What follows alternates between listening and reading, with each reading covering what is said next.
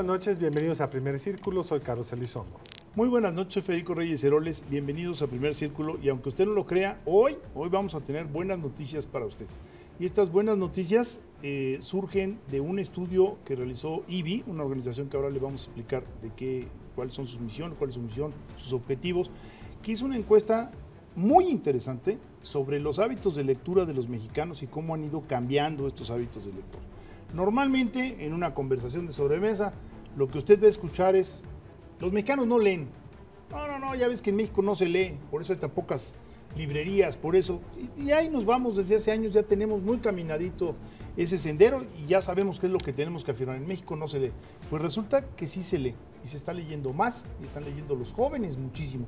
Y para hablar de este tema y para hablar del estudio, hemos invitado a Susana Galindo, que es precisamente la persona encargada de IBI, de esta organización. Susana, muy buenas noches. Buenas noches, buenas noches. Gracias por estar con nosotros y te pediríamos, IBI ya tiene mucho tiempo en México, es una organización internacional. ¿Por qué no nos explicas muy rápidamente cuáles son los objetivos de esta institución? Claro que sí. Otra vez, gracias por el espacio, porque efectivamente sí nos da mucho gusto compartir estas noticias que son positivas, y creo que nos hace falta cambiar esa narrativa de que en México no se lee, que los mexicanos no leemos, y aquí hay datos con los cuales podemos sostener otro argumento, sin dejar de desconocer lo que aún falta por hacer, pero sí reconocer lo que se ha hecho y que los jóvenes, porque esta encuesta está centrada en jóvenes, declaren de manera espontánea que sí les gusta leer.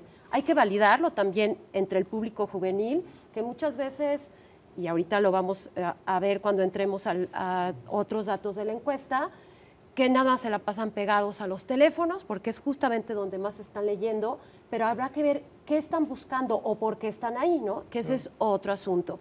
Pero regresando a la pregunta, IBI México, que es una organización civil mexicana sin fines de lucro, nace desde 1979.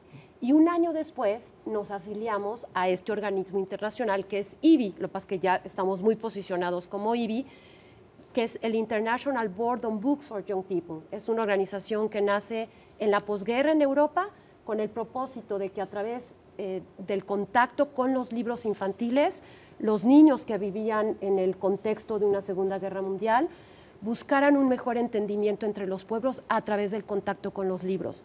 Al día de hoy podemos ver y constatar que ese anhelo de Jela Lepman, que es la fundadora, sigue totalmente vigente. Todavía tenemos grandes diferencias, y no solo entre los países, al interior de los países y de las sociedades hay estas enormes diferencias. Entonces creemos también en IBI, y por eso en IBI México el formar lectores gozosos que les guste leer, porque es lo que genera estos vínculos perdurables a lo largo de la vida, o sea que es más allá que codificar el texto, que encuentres sentido y que te sirva esto a lo que te estás aproximando. ¿Y por qué la literatura? Hacemos énfasis en que también no es porque desconozcamos que se puede leer divulgación o se puede leer crónica, se puede leer ensayo, claro que sí, pero sí nos interesa este acercamiento y apropiación de la lectura, porque sí está comprobado que generas empatía, porque la literatura, la ficción, te permite ponerte en el lugar del otro, y cuando tú vives a través de una experiencia literaria, una experiencia, también puedes nombrarlo y te lo vas apropiando, y eso es lo que te permite ubicarte o ponerte en el papel de otra persona, y te hace más sensible, ¿no?, a esas diferencias, y ni está bien ni está mal, somos diferentes, ¿no? Ahora, la encuesta que nos convoca es una encuesta que levantaron ustedes este año, que es una encuesta entre jóvenes estudiantes. Yo creo que hay que subrayar eso. Sí. Los que no son estudiantes no están siendo encuestados. Cubrimos dos perfiles, 2,000 entrevistas a público abierto domiciliaria y 2,000 entrevistas jóvenes universitarios. Solo que se leen por separado, en algunas cuestiones no se pueden sumar, pero son 4,000 casos. Ahora, los números son buenos en el sentido que aunque están mucho más conectados con los aparatos electrónicos, también vemos varios patrones de incremento en la lectura muy interesante. ¿Por qué no nos dices cuáles son los resultados más notables, crees tú, de esto, que a ti más te sorprendió? Porque lo interesante de una encuesta es cuando te sorprende. Claro. Y esta sorprende. Claro. Sí, efectivamente nos sorprendió lo esta respuesta que de manera espontánea, cuando se les preguntaba si les gustaba leer y si es un poquito más alta la penetración en universitarios que en público abierto, 70% público abierto, 80% en universitarios, responden que sí les gusta leer. Sí se ve una correlación que a mayor nivel educativo hay mayor gusto por la lectura. Entonces aquí vemos que la educación sí influye en este acercamiento a la lectura, pero también sigue habiendo una convivencia, algo que nos sorprendió, el 85% lee en un celular. Es el medio digital en el que más están leyendo. Que es agotador, ¿eh? Que es agotador, y de ahí se desprende otra razón de aquellos que dicen que no les gusta leer, que el porcentaje es mucho más chico. Una de las principales razones es porque no veo bien. Claro. Entonces aquí una pregunta sería, ¿están empezando a ver mal porque están usando el celular para leer incluso literatura y novela? ¿O ya se les afectó la vista, y sí, efectivamente, yo no concibo leer una novela en un celular.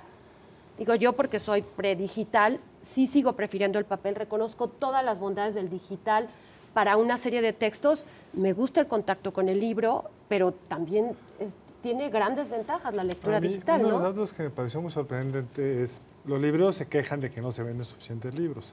La encuesta dice que a la gente le gusta leer y lee mucho, pero la pregunta, ¿compraste el libro? Ahí es donde ves un porcentaje relativamente bajo. Mucha gente se lo prestaron, lo bajó de algún sitio público del internet. ¿Sí? ¿Por qué no nos cuentas un poco más cómo esta tensión entre el mercado de los libros y que aparentemente la gente ha aprendido a leer sin necesidad de comprarlo? Aquí me gustaría poner primero este tema de la métrica muchas veces, ¿no? ¿Cuántos libros estamos leyendo? Y la encuesta anterior es la que teníamos de Conaculta de 2005, en donde teníamos esta cifra tatuada de que en México se leen 2.9 libros al año promedio, ¿no? Esto es un dato que de alguna manera tiene que ver con lo que se vende en libros, pero no todo lo que lees ni son libros ni los compras forzosamente. Una puede ser que un libro se lee 4 o 3 veces porque se presta, y cuando te aproximas, y eso sí se ve, y es algo que una de las instituciones que estuvieron apoyando la encuesta, porque ahorita me gustaría decir qué otras instituciones se sumaron y por qué razones, que es el Fondo de Cultura Económica, ellos sí ven un crecimiento en la venta de sus libros digitales. Pero lo que sí estamos viendo en la encuesta es que muchas veces, y yo creo que no es privativo del ámbito de la literatura o de los textos en digital, se concibe que lo que está en la red es gratuito y lo puedo acceder y lo puedo bajar. Entonces, no hay mucha inversión en la compra de materiales digitales, ¿no? De todas formas, sí están leyendo libro físico. Creo que aquí también de repente hubo planteamientos terribles de que el libro impreso iba a desaparecer. Sigue habiendo una convivencia clarísima. Sí ha aumentado tal vez la compra en línea, pero ha aumentado también del libro físico en línea. O sea, sí compro en línea, pero a través de portales que me va a llegar un libro físico, no forzosamente que baje o descargue algún texto, aunque lo compre. Entonces, pues creo que... A mí me llamó mucho la atención, perdón que me detenga en este tema, porque han salido varios estudios de esto que está señalando. Al principio va a desaparecer el libro impreso, el libro digital va a desplazar totalmente al viejo producto de Gutenberg.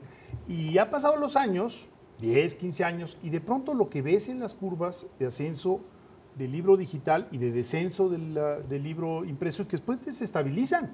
Y hay núcleos o públicos para los dos tipos de productos. O incluso que a lo mejor conviven, que es la palabra que aprenden a leer en el celular y deciden luego empezar a leer libros físicos. Sí, yo pues, conozco a estudiantes que así han empezado a leer. Algo que me llamó la atención es que al final del día también no se trata de contar los libros, porque se apareció el estudio de Conaculta y bueno, ya pasamos de 2.9 a 5.3, lo cual es... lo cual hay que celebrarlo, claro, también, muy bien, ¿no? Está porque muy no bien. sé si sean comparables las dos. No. Ellos mismos dijeron que modificaron la metodología. Así es. Porque yo creo, o sea, no podemos hablar de lectura ni el mismo concepto de lectura ahorita que hace 10 años.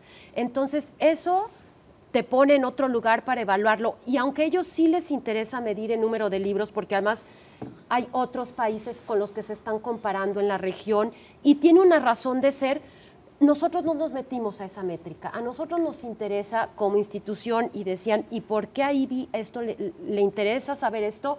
Porque efectivamente, si estamos trabajando en acercar a los lectores o a formar lectores, que allá hay otro tema, que es un lector para los chavos, pues tenemos que saber qué entregarles, cómo acercarlos y en dónde están. Entonces, por eso nos parece muy positivo que declaren que sí les gusta leer, ver lo que están buscando más que nada, noticias, lo que es música y deportes son los temas que más buscan como primeras respuestas, ¿no? Entonces, decir, ¿por qué no conjuntar todo esto y ver a través de esto en donde están sus intereses, les vamos entregando contenidos que los lleve a otra formación lectora? Porque si no puedes vivir ni puedes decir que te estás construyendo una opinión política a partir de leer memes, por ejemplo, que es algo que encontramos. Sí les gusta estar informados, pero no van a la fuente. Se quedan con la opinión de algo que ya digirieron 3 o 4 personas o personas que hablan de lo chusco de la noticia. O sea,